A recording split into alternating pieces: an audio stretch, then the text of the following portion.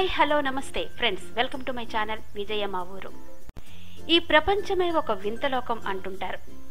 అలాంటి వింతల గురించి విన్నప్పుడు మరి చెవుల్లో పువ్వులు పెట్టకండి అంటూ కొట్టి పడేస్తాం.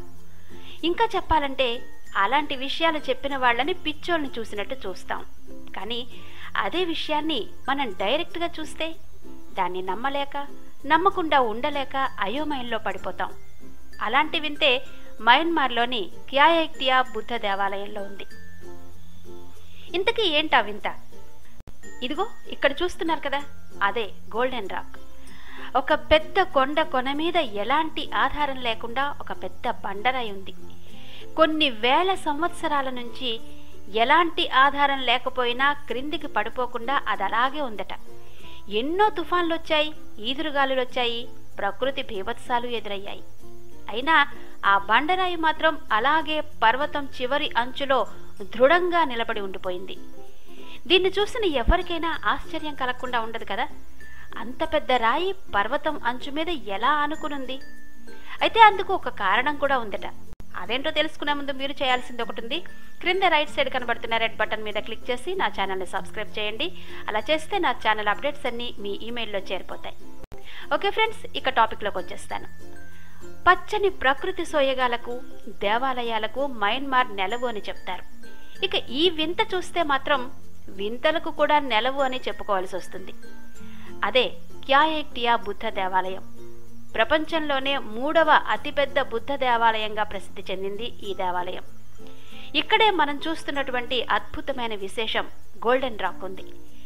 కొన్ని వేల సంవత్సరాల కిందట, అంటే బుద్ధుడు జీవించి ఉన్న కాలంలో ఆయన శిష్యుల్లో ఒకరైనటువంటి తైక్తా అనే వ్యక్తి అప్పటి క్యాయెక్టియా రాజుకు బుద్ధుని ఒక తల వెంట్రుకను ఇచ్చాడట. ఇస్తూ ఒక మాట కూడా చెప్పాడట. ఆ వెంట్రుకను బండరాయి కిందే ఏర్పాటు చేయాలని, దీంతో ఆ రాయికి ఎంతో పవిత్రత వస్తుందని, భవిష్యత్తులో ఒక గొప్ప బౌద్ధ క్షేత్రంగా మారుతుందని తైక్తా ఆ రాజుకు చెప్పాడట. దాంతో ఆ రాజు ఒక పెద్ద బండరాయిని పడవలో తెప్పించి దాన్ని పర్వతం మీద ఏర్పాటు చేసి దాని క్రింద బుద్ధుడి యొక్క తల వెంట్రుకను ప్రతిష్ఠించాడట. అప్పటి నుంచి ఆ రాయి దాదాపుగా ఎలాంటి ఆధారం లేకుండానే కేవలం వెంట్రుక మీద ఆధారపడి పర్వతం అంచున అలాగే ఉంటూ వస్తోంది అని ఇక్కడి కథనం. ఈ రాయికి కొంతకాలం కిందట బంగారు పూత పూయించారు. దాని మీద పగోడాను కూడా ఏర్పాటు చేశారు. 7.6 మీటర్ల ఎత్తులో బంగారు రంగుతో కనపడే ఆ రాయి ఒక పెద్ద బంగారు కొండలాగా ఉంటుంది. ఆ రాయికి 300 మీటర్ల దూరంలో దాన్ని అప్పట్లో క్యాయెక్టియా రాజు బండరాయిని తెప్పించిన పడవను కూడా అక్కడ పెట్టడం జరిగిందట. ఆ పడవ కూడా మనకు కనిపిస్తుంది. ఈ దేవాలయానికి వచ్చిన భక్తులు ముందుగా రాయిని, ఆ తరువాత పడవను దర్శించుకొని తమ కోరికలు నెరవేరాలని కోరుకుంటారట. ఈ వింతను చూడ్డానికి భక్తులు దేశ విదేశాల నుంచి పెద్ద సంఖ్యలో వస్తుంటారు. మరి ఇలాంటివి చూసినప్పుడు ఈ ప్రపంచమంతా వింతలమయం అనకుండా ఉండగలమా చెప్పండి? మరి నిజంగా ఈ పెద్ద బండరాయి కొన మీద ఇలా నిలబడడానికి కారణం బుద్ధుడి యొక్క తల వెంట్రుకకున్న పవిత్రత, లేదంటే శక్తి మాత్రమే కారణమా? లేక ఏదైనా సైంటిఫిక్ రీజన్ ఉందా? ఈ విషయం తేలాలంటే ఇంకా కొంతకాలం ఆగాల్సిందే, మరికొన్ని పరిశోధనలు జరగాల్సిందే.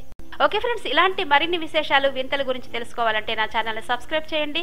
అలాగే ఈ వీడియోని మీ ఫ్రెండ్స్ కి కూడా షేర్ చేస్తారు కదా. మరో ఇంట్రెస్టింగ్ టాపిక్ తో మళ్ళీ మీ ముందుకు వస్తాను. అంతవరకు సైనింగ్ ఆఫ్, విజయ మా ఊరు.